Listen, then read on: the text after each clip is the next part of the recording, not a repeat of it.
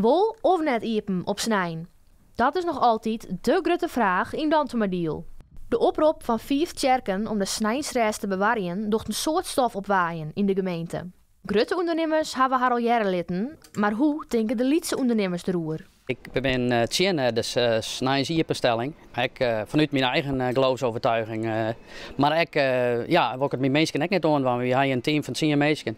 En ik zou het verschrikkelijk vinden dat ik je snijs omheen en dat de winkel hier is, dat ik dan zelf net gaan en dan wil ik het met mensen ook niet doen. Dijkstra sluit hem dus aan bij de oproep van de kerken, maar net elke nien had er een boodschap aan.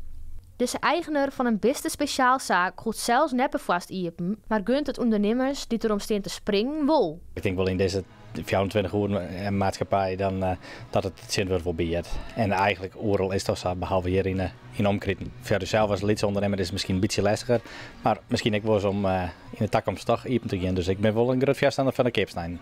De 2 eigenaressen van deze kleding- en cadeauwinkel in Damwoord hien jeder een winkel in Dokkum. Dat valt onder Noord-Eerst-Friesland, dat er wel een keer in de maand Keepstein is. Het tweetal is blied dat dat nou net meer hoeft. Je maakt eigenlijk zo zoveel, want ja, iedereen gaat iepen.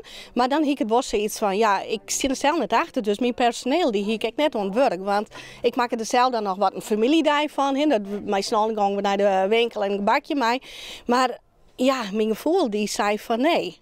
Els had zo zijn eigen motivatie om de dwarren al of net dicht te houden. De verplichte snijnsluiting had voor Dijkstra een opvallend voordeel. We hebben zelfs al een paar klanten gekregen die het ergens als bijgang binnen. En hier nou onze kleinkeepje, omdat daar op het moment de winkel nou iepengang is op snijden. En dat kunnen ze net waarderen en dan respecteren ze onze manier van iepenstelling. Dus wij gaan het u al klanten opleveren. En ik denk dat het echt naast het nou omdraait, zoals van stel wie zo'n het al wat ik net wil, maar stel dat. Zo'n werk nog wel wat klanten verliezen. Die zeggen van ja, wij zijn het net meer eens dat deze winkel op snijden iepen gaan, dus go weer zo zitten.